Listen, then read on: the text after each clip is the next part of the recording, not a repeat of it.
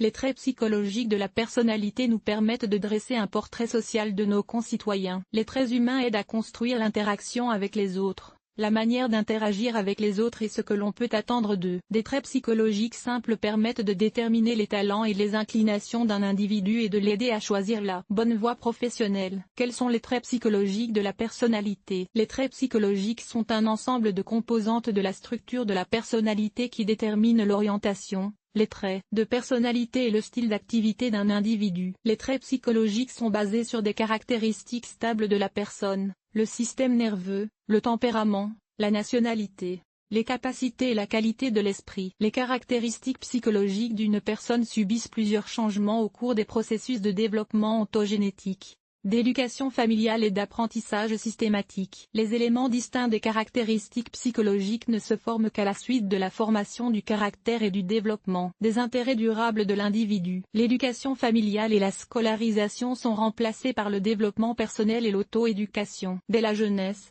les gens forment consciemment leur portrait psychologique. Les principaux éléments des traits psychologiques sont la résistance, l'unité et l'activité. C'est sur cette base que se forme l'orientation de la personne, sa vision du monde, son style d'activité et ses valeurs de communication. Les caractéristiques dynamiques d'une personne lui permettent de maîtriser ses rôles sociaux, d'atteindre ses objectifs et de maintenir son statut socio-psychologique. Les caractéristiques des capacités d'une personne déterminent sa personnalité. Structure psychologique de la personnalité. En psychologie, la structure de la personnalité comprend les principales caractéristiques suivantes. Les caractéristiques biologiques. Elles comprennent le type de système nerveux et ses caractéristiques, le rapport entre les processus d'excitation et leur inhibition, et les performances du cerveau. Les caractéristiques typologiques individuelles. Ce bloc est dû à un type de relation enfant-enfant caractéristique de l'éducation familiale. Traits de caractère qui émergent au cours du processus de socialisation de l'individu. Les déterminants de cet élément de la structure personnelle sont le statut socio-psychologique de l'enfant dans le groupe de pairs,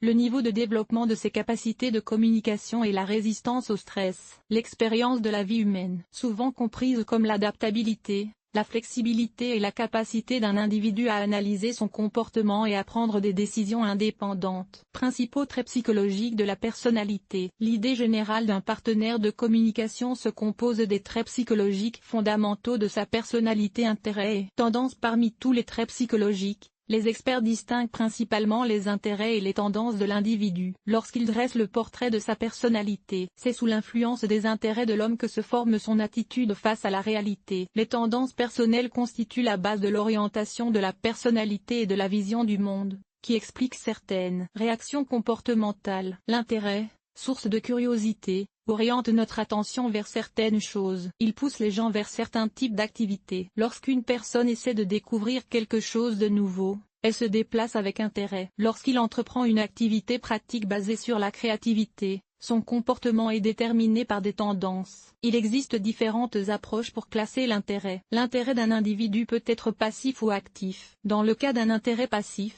la personne a besoin d'un mentor pour diriger et réguler son comportement. Il lui recommande des ouvrages scientifiques généraux et l'encourage à mener à bien son activité. Dans le cas d'un intérêt actif, une personne qui est engagée de manière indépendante dans cette activité lit la littérature pertinente et essaie différentes techniques de travail. Dans le processus d'intérêt actif, un style individuel d'activité de la personnalité se forme. En fonction de l'orientation, les intérêts sont classés comme spirituels, sociaux, politique ou économique. En fonction du nombre de personnes intéressées, l'intérêt peut être divisé en 3 catégories, individuel, public et collectif. L'émergence des intérêts et des tendances d'une personne est basée sur ses besoins. Si une personne cherche à satisfaire uniquement ses besoins physiologiques, la vie lui paraît inintéressante et monotone. Un intérêt profond pour certains types d'activités et des tendances stables donne un sens à la vie d'une personne et stimule son développement personnel. Les personnes ont tendance à avoir un large éventail d'intérêts et différents types d'activités. Dans ce cas,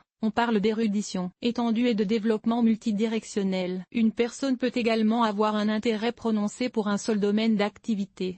Dans ce cas, on parle d'un intérêt profond et stable pour l'individu. Par ailleurs, si les intérêts et les penchants d'une personne sont liés à ses objectifs de vie et ne l'empêchent pas de travailler consciencieusement, leur présence est considérée comme un trait socio-psychologique positif. Les passe-temps sont un exemple de ce qui précède. Si les cours n'interfèrent pas avec le travail et ne remplacent pas la communication avec les amis dans la vie d'une personne, Il caractérise définitivement l'individu d'un aspect positif. Rencontrer des personnes dont les intérêts et les passe-temps changent rapidement. Ces personnes sont sympathiques mais pas enthousiastes. Elles sont attirées par les choses nouvelles, brillantes et inhabituelles. Par exemple, elles peuvent s'inscrire à une section d'escrime historique, mais cesser de s'entraîner après leur première blessure. Cette tendance est due à leur impressionnabilité naturelle. Après s'être essayé à un nouveau type d'activité, ils s'en désintéressent. Dans leur portrait psychologique, des qualités telles que l'inconstance et l'impulsivité trouveront certainement leur place. Il leur est très difficile de réussir dans n'importe quelle activité. Compétences et talents. L'aptitude est la prédisposition biologique d'une personne à la science, au sport ou à l'art. L'aptitude, en tant que trait psychologique d'une personne, détermine le succès de la réalisation d'un comportement particulier. L'observation est un exemple de capacité qui influence les traits psychologiques d'une personne. En règle générale,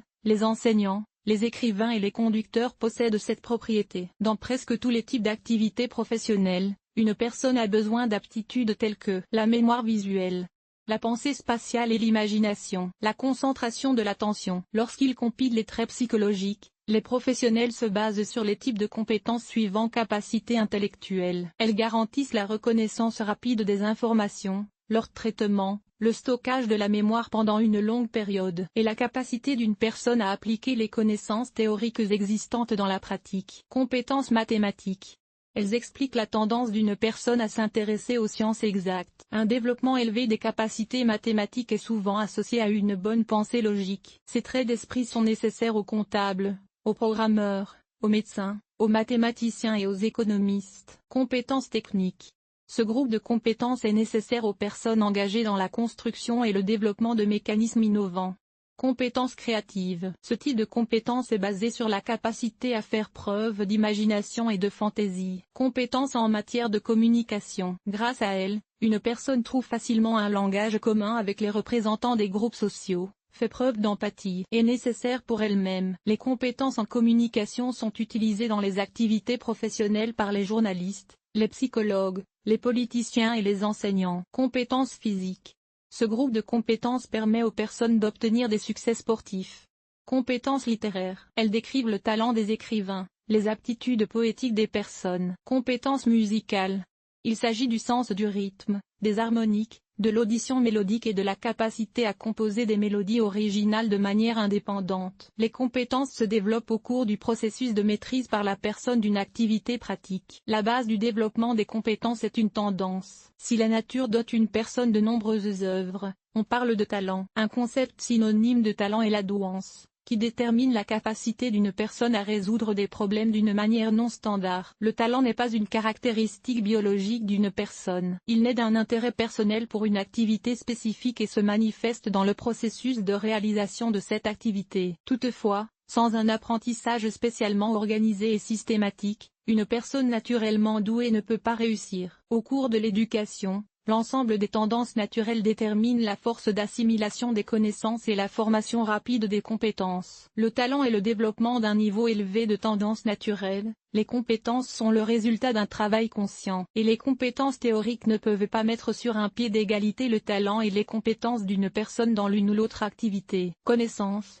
Compétences individuelles d'une personne. Le rythme du développement des compétences dépend de la présence de talent, mais la décision dans ce processus est la formation. Si une personne devient maître de ses compétences, cela signifie qu'un nouveau niveau de développement des compétences s'ouvre à elle. Il est important de comprendre que l'absence de tendance naturelle sur la voie des compétences dans certains types d'activités peut être bien compensée par les traits psychologiques de ces personnes, tels que la détermination, la persévérance, l'assiduité et la responsabilité. Ces traits de personnalité créent les conditions préalables à la maîtrise de presque tous les types d'activités, à condition qu'il y ait un intérêt soutenu pour celle-ci. La réussite dans certains types d'activités peut donc s'expliquer par différentes aptitudes humaines. Les lacunes de certaines aptitudes sont compensées par le développement important d'autres aptitudes. Cela signifie que la voie du rêve est ouverte à tous. Si une personne est prête à affronter des difficultés dans le processus d'escalade d'une montagne, elle réussira certainement au bout du chemin. Chaque personne en a la capacité. Il est absurde de comparer ses réalisations avec celles des autres. Pour le développement de la société, nous avons besoin de différents talents qui ne peuvent appartenir à une seule personne. Au moment de choisir un parcours de vie et une profession,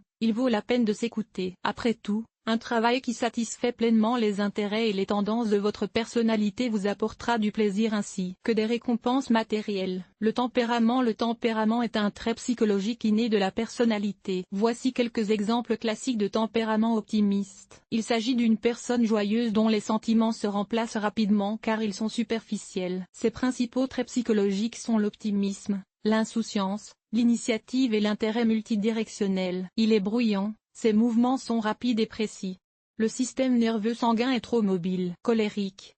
Les principaux traits psychologiques de cette personne sont un tempérament explosif, capricieux, excitable et agressif. Il réagit vivement aux événements. Ses mouvements et ses paroles sont vifs et impulsifs. Son rythme de travail est élevé. Le colérique n'a pas un équilibre suffisant entre les processus d'excitation et d'inhibition dans le système nerveux. Personne flegmatique. C'est une personne lente qui n'a pas tendance à démontrer son expérience. Ses mouvements sont fluides et sa démarche est mesurée. Les principales caractéristiques de ces traits psychologiques sont le calme, le jugement et l'équilibre. Le système nerveux du flegmatique est inactif. Mélancolique. Une telle personne est frappante, vulnérable et résiliente. Le mélancolique retient ses propres expériences. Très souvent, le mélancolique fait preuve d'un développement élevé de ses capacités créatives. Les exemples purs de tempérament dans la vie de tous les jours sont rares. Dans la plupart des cas, le type principal de tempérament est complété par plusieurs autres traits. Par exemple, mélancolique, dominant, optimiste, dominant avec colérique. Les caractéristiques psychologiques d'une personne dépendent alors de la situation et des circonstances. Ainsi, le tempérament est un ensemble de traits psychologiques de la personnalité qui détermine la mobilité générale d'une personne, l'incidence de ses émotions et leur gravité, ainsi que les manifestations de ses expériences émotionnelles. Chaque personne doit apprendre à maîtriser son tempérament, et les traits positifs de son caractère apparaissent alors au premier plan. Le caractère. Le caractère est le noyau psychologique de la personnalité et se forme pendant l'enfance et la jeunesse. Les processus cognitifs, les émotions, la volonté, le style d'activité personnelle et l'orientation des valeurs relèvent de cette structure psychologique du caractère. Les traits de caractère déterminent l'attitude du travailleur. Ils se manifestent dans la manière dont il choisit de résoudre une tâche et dans la motivation de son activité. Les caractéristiques psychologiques de la personnalité sont basées sur les traits de caractère suivant les traits de caractère généraux. Ils forment le type psychologique de l'individu. Ils comprennent l'ordre, l'activité, l'honnêteté, l'intégrité, la discipline et le courage. Les traits de personnalité qui reflètent l'auto-renouvellement et la conscience personnelle. Il s'agit de l'humilité, de l'estime de soi, de la timidité, de la réserve, de l'égoïsme et de l'égocentrisme. Les traits de personnalité qui reflètent l'attitude d'un individu envers les autres. Ce groupe comprend la sociabilité, la sensibilité, l'ouverture, la politesse et la volonté d'aider. Les traits de personnalité qui reflètent l'attitude d'un individu vis-à-vis du travail. Ils comprennent la diligence, la persévérance, l'initiative, la précision, la conscience professionnelle et la responsabilité. Les traits de caractère constituent la base de la vision du monde de l'homme. La connaissance des traits de l'homme permet de prévoir ses réactions. Un travail systématique sur soi permet de façonner son caractère, d'entretenir les qualités positives et d'éliminer les qualités négatives. Méthodologie d'édition des traits psychologiques. Les psychologues qui étudient les traits psychologiques de la personnalité utilisent pour ce faire les méthodes suivantes. L'observation. Grâce à des observations spécialement organisées, le psychologue reçoit des informations sur les caractéristiques du comportement d'un individu. Dans les traits psychologiques, les observations reflètent indirectement les traits de personnalité. Méthode de diagnostic de la capacité mentale. À l'aide de tests personnels et de questionnaires, le psychologue détermine le type de tempérament du client, ses intérêts et ses tendances, ainsi que ses motifs généraux d'activité. Ces informations sur les traits psychologiques constituent la principale méthode de diagnostic de la capacité mentale. La sociométrie. Grâce à cet outil de diagnostic, le psychologue reçoit des informations sur le statut socio-psychologique des individus au sein de l'équipe de formation. La sociométrie peut être utilisée pour identifier les caractéristiques des interactions interpersonnelles d'une personne avec ses pairs et ses collègues. Entretien.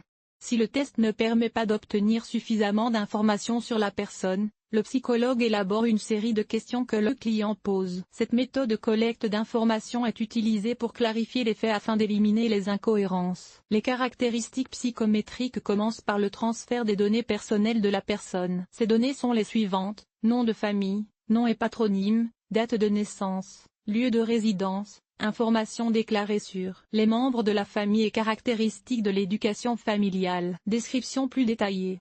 Tendances et intérêts. Aptitude à la personnalité. Tempérament et traits de personnalité.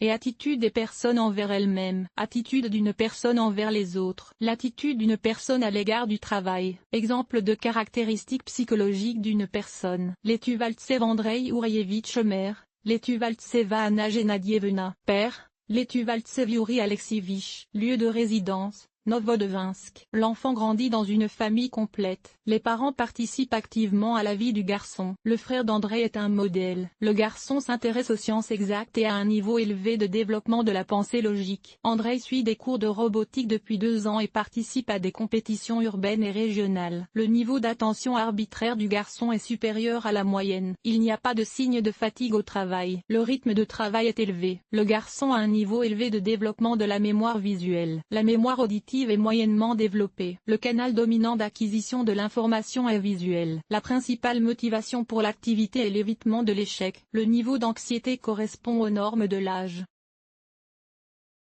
4. 4-5.